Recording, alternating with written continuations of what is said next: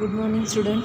Today we are going to start mathematics paper 2 indefinite integration. Next point, some special integrals. Special formulas आहेत इंटिग्रेशनमध्ये जे आपण वापरणार आहोत पुढचे एक्झाम्पल सॉल्व करण्यासाठी. Let us study. First, integration of 1/x² + a² into dx is equal to 1/a tan inverse of x/a plus C. हे काही स्टँडर्ड फॉर्म्युलेज आहेत, हे लक्षातच ठेवावे लागणार आहेत. म्हणजे ज्या वेळेला तुम्हाला इव्हॅल्युएट द इंटिग्रल्स म्हणजे दिलेले इंटिग्रल्स असतात ते ह्या फॉर्ममध्ये असतील तर त्याचं डायरेक्ट आन्सर आपण असं लिहू शकतो. दिलेलं एक्झाम्पल जर या फॉर्ममध्ये नसेल तर त्या फॉर्ममध्ये आणण्यासाठी काही मेथड्स आहेत, ते आपण पुढे स्टडी करणार आहोत. तर या ठिकाणी फर्स्ट फॉर्म्युला आहे integration of 1/x² + a² into dx is equal to 1/a tan inverse of x/a plus C. या ठिकाणी डिनॉमिनेटरमध्ये x² + a² आहे, असं असताना 1/a tan inverse of x/a plus C. Second, integration of 1/x² - a² into dx is equal to 1/2a log of mod of x minus a divided by x plus a plus C. तर हे standard formulas आपल्याला पाठच असायला पाहिजेत. 1/x² minus a² असेल तर 1/2a log of mod of x minus a divided by x plus a plus C. Third, integration of 1/a² minus x² into dx is equal to 1/2a log of mod of a plus x. या ठिकाणी x² minus a² असताना x minus a x plus a होतं. या ठिकाणी a² minus x² असताना a plus x divided by a minus x. Same formula 1/2a log of mod of a plus x divided by a minus x plus C. म्हणजे लक्षात ठेवत असताना दोन formulas comparison करून लक्षात ठेवायचे. ज्या वेळेला x² मायनस a² होतं त्यावेळेला x minus a divided by x plus a, आणि ज्या वेळेला डिनॉमिनेटरमध्ये a² मायनस x² होतं त्यावेळेला 1/2a log of mod of a plus x divided by a minus x plus C. Next, fourth, integration of 1/√, या ठिकाणी square route आहे पहा, तीच टर्म आहे a² मायनस x² पण इथे आहे स्क्वेअर रूट. स्क्वेअर रूट असेल त्यावेळेला पण फॉर्म्युला चेंज होतो. Integration of 1/√, a² minus x² into dx is equal to sine inverse of x/a plus C. म्हणजे हाच सेम फॉर्म्युला इथे आहे स्क्वेअर रूट, मग त्याचा आन्सर चेंज होणार sine inverse of x/a plus C. नंतर फिफ्थ, या ठिकाणी square root of a² minus x² होतं, इथे आहे integration of 1/√, x² minus a² into dx is equal to log of mod of x plus square root of x² minus a². म्हणजे ही जी काय टर्म आहे ती log of mod of x plus करायची. तर log of mod of x plus square root of x² minus a² plus C. Similarly in case of this, integration of 1/√, x² plus a² into dx is equal to log of mod of x plus, जी term इथे असेल तीच त्याच्या x प्लसमध्ये आपण काय करत असतो, add करत असतो. x plus square root of x² plus a² plus c. Plus c ॲन्सरमध्ये लिहायला विसरायचं नाही. त्यानंतर seventh, integration of 1/x into square root of x² minus a² into dx is equal to 1/a sec inverse of x/a plus C. तर या seventh फॉर्म्युल्यांचा उपयोग करून आपण काही एक्झाम्पल सॉल्व करणार आहोत. त्यानंतर अशा प्रकारच्या टर्म्स जर एक्झाम्पलमध्ये असतील तर ह्या आधी झालेली जी सबस्टिट्यूशन मेथड आहे तर सबस्टिट्यूशन्स ह्या ठरलेल्या असतात. म्हणजे जर गिवन फंक्शन जर आपलं असेल, while evaluating an integral there is a no unique substitution we can use standard substitution. काही स्टँडर्ड सबस्टिट्यूशन्स आहेत त्या आपण या ठिकाणी वापरावयाच्या आहेत.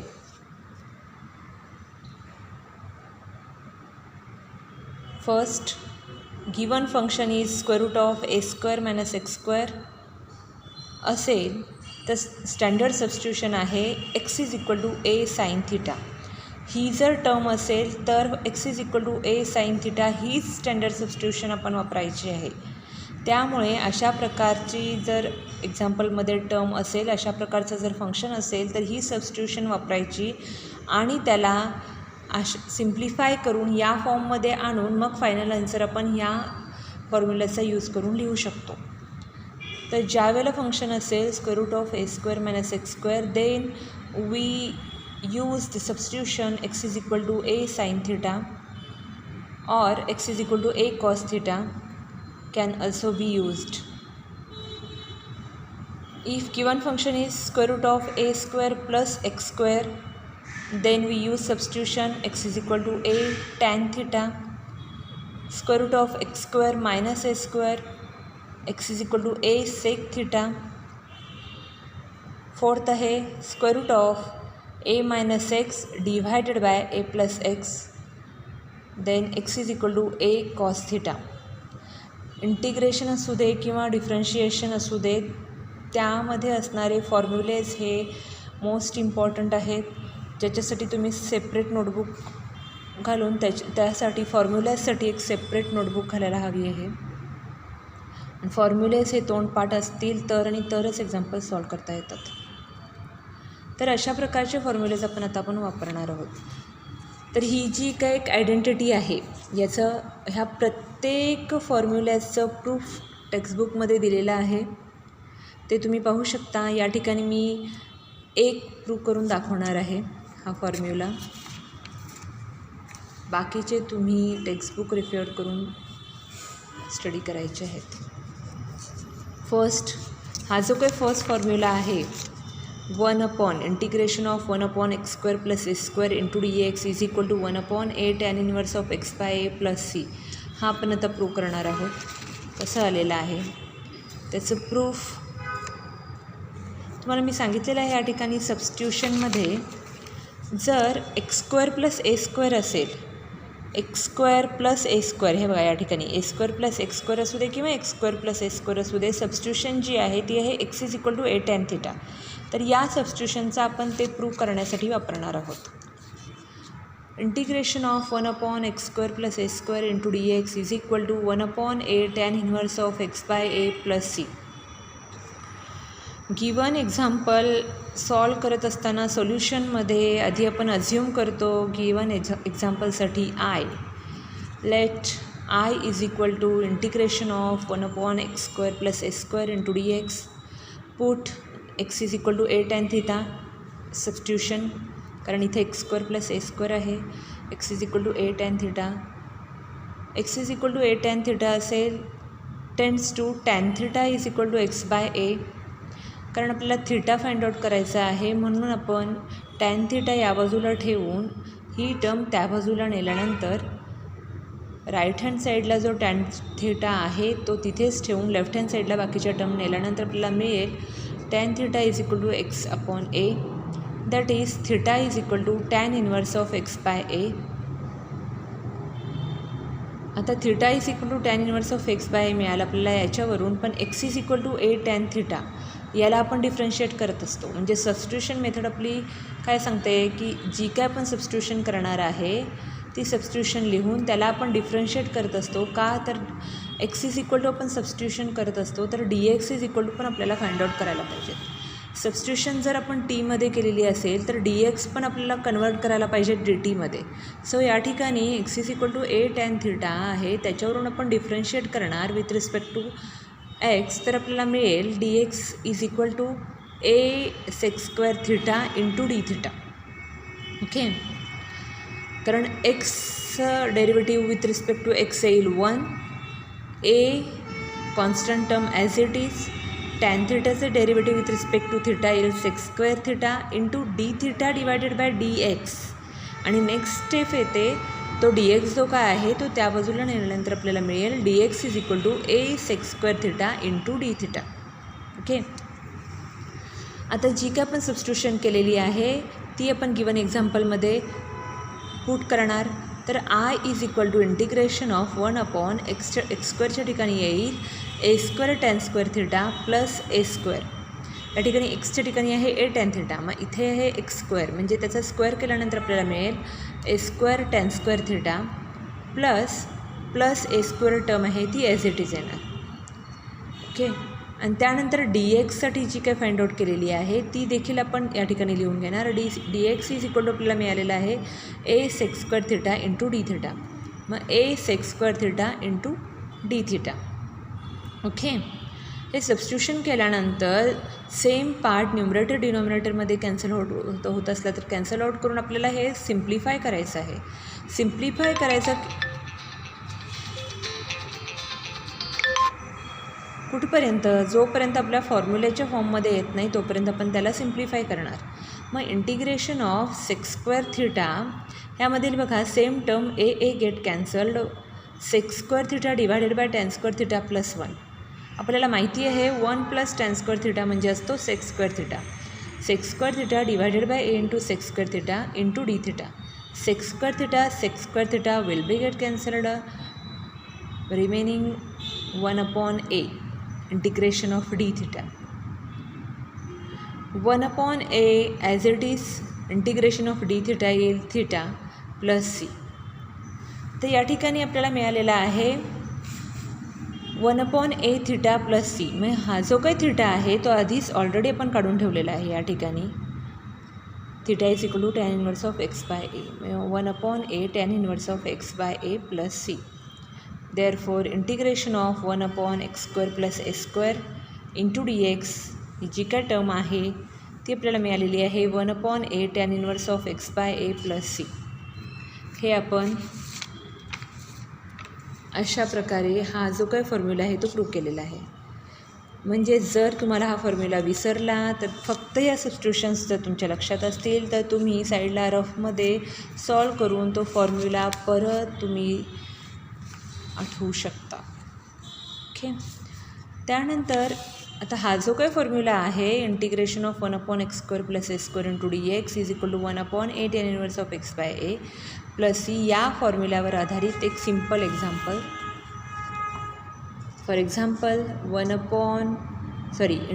Integration of 1/x square plus 5 square into d x is equal to तर एक्स स्क्वेअर प्लस 5 स्क्वेअर आहे म्हणजे एक्स स्क्वेअर प्लस ए स्क्वेअरचाच फॉर्म आहे. हा जो काय फॉर्म्युला आहे हाच आहे. ओके. मग 1/a जिथं आहे तिथं आहे 5 आहे, ते आपण त्या ठिकाणी सबस्टिट्यूट करणार. या ठिकाणी आपल्याला मिळणार 1/a tan inverse of x by a. हा जो काय फॉर्म्युला आहे तर आपण इथे म्हणू शकतो 1/5 tan inverse of x/5 plus C. Okay. तर अशा प्रकारे त्या फॉर्म्युल्याचा यूज करून आपण डायरेक्ट ॲन्सर फाइंड आउट करू शकतो. तर हे सिम्पल फंक्शन असताना आपण अशा प्रकारे फॉर्म्युला डायरेक्ट वापरू शकतो. पण जर अशा प्रकारचे जर इंटिग्रल्स असतील तर त्यासाठी काही स्टेप्स आहेत, त्या स्टेप वाईजच जावं लागतं आहे तरच आपण तशा प्रकारचे एक्झाम्पल सॉल्व करू शकतो. लक्ष द्या. In order to evaluate the integral of type integration of 1/ax square plus bx plus c into dx and integration of 1/square root of ax square plus bx plus c into dx. तर अशा प्रकारचे जर integrals असतील तर कसं solve करायचे ह्या काही स्टेप्स आहेत. जर मी आधी या स्टेप्स एक्सप्लेन केल्या तर तुमच्या डोक्यावरून जाणार. तर आपण काय करूया, डायरेक्ट एक्झाम्पल घेऊया आणि एक्झाम्पलवरून आपण ही मेथड एक्सप्लेन करणार आहोत. तर अशा प्रकारचं एक एक्झाम्पल घेऊया अशा टाईपचं.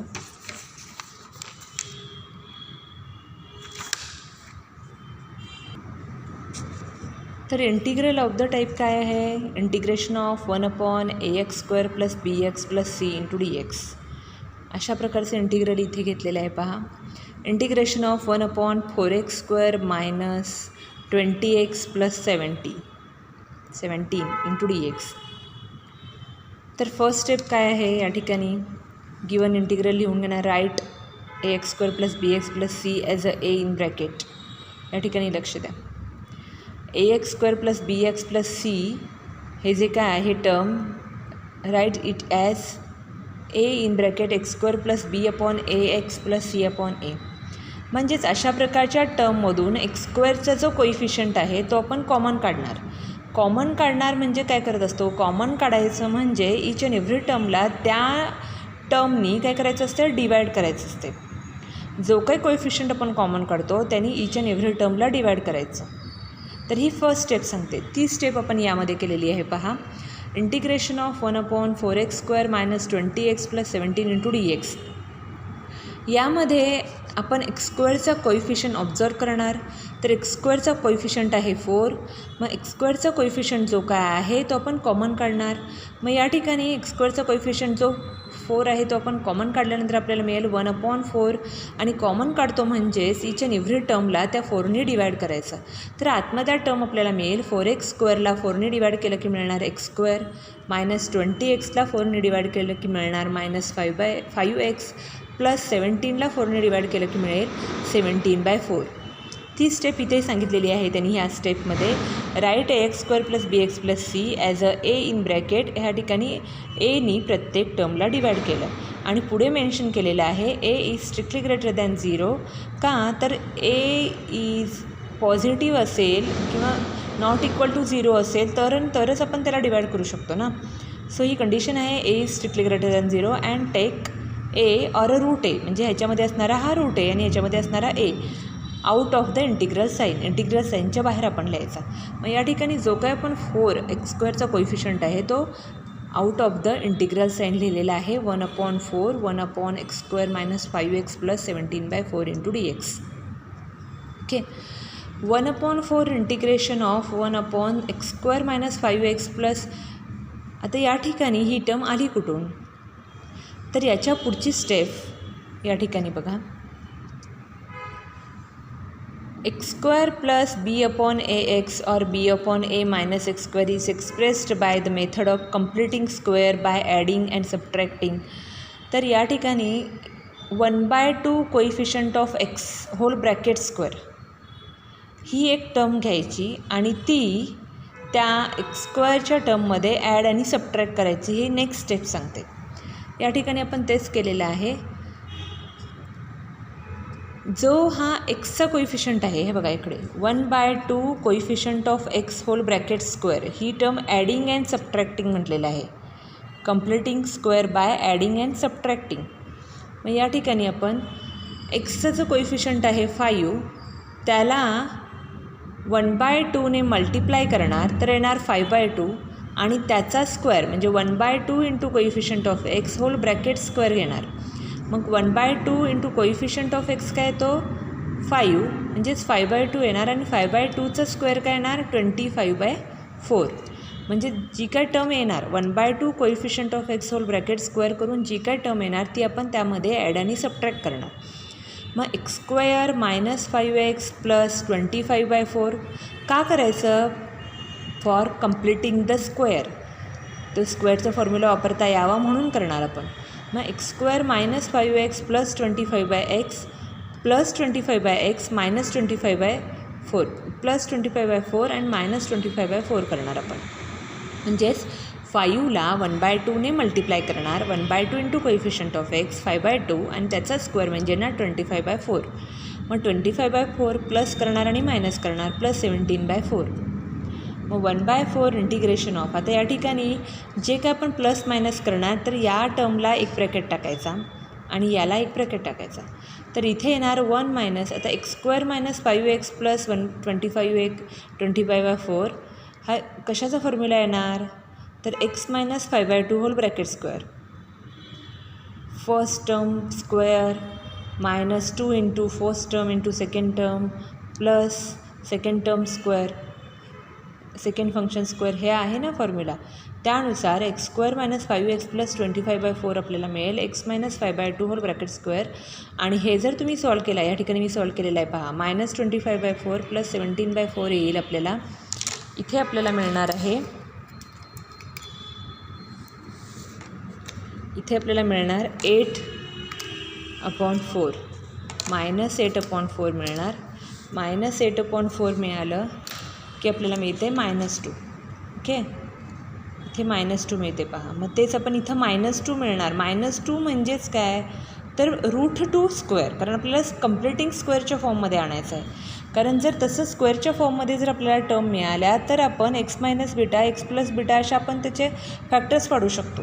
म्हणून आपल्याला इथं मिळणार 1/4 x - 5/2 whole bracket square minus √2 bracket square. मग आपल्याला मिळणार या ठिकाणी हा फॉर्म्युला आपण इथे वापरू शकतो. पहा इथे integration of 1/x² minus a² formula आपण वापरू शकतो. 1/2a log of mod of x - a divided by x plus a plus c. x - a divided by x plus a plus c हा फॉर्म्युला आपण या ठिकाणी या स्टेपला वापरणार आहोत. तर आपल्याला मिळेल 1/4 × 1/2 √2, कारण इथं ही टर्म a जी आहे ती √2 आहे. 1/2 √2 into log of x - 5/2 minus √2 divided by x - 5/2 plus √2 plus c. मग हे आपण जर सिम्प्लिफाय केलं तर आपल्याला मिळेल किंवा मल्टिप्लाय केलं तर मिळेल 1/4 × 1/2 √2 मिळेल 1/8 √2 लॉग ऑफ. हे जर सॉल्व केलं तर मिळणार आहे ते तिरकस गुणाकार cross multiplication 2 × x - 5 2x - 5 divided -2 √2 आणि 2ने इकडे पण मल्टिप्लाय केल्यानंतर मिळेल आपल्याला -2 √2 divided by 2x - 5 plus 2 √2 plus c. तर अशा प्रकारे हे एक्झाम्पल सॉल्व करायचं आहे. तर याच्यावरून ही मेथड आपण एक्सप्लेन करणार आहोत. पहा पहिल्यांदा दिलेली टर्म जी असते त्याला a कॉमन काढणार, मग 1/2 coefficient of x in bracket square करून आपण त्याला ॲड आणि सबट्रॅक्ट करणार. मग ते आपल्याला क्वाड्रॅटिक एक्सप्रेशन मिळणार. ते आपण या फॉर्ममध्ये आणून त्याचे फॅक्टर्स पाडणार आणि मग ते इंटिग्रेशनच्या फॉर्ममध्ये आले की आपण जो काय फॉर्म्युला आहे तो यूज करून रिझल्ट आपण in terms of x find out करणार, जसा इथे केलेला आहे तसा. Okay, thank you.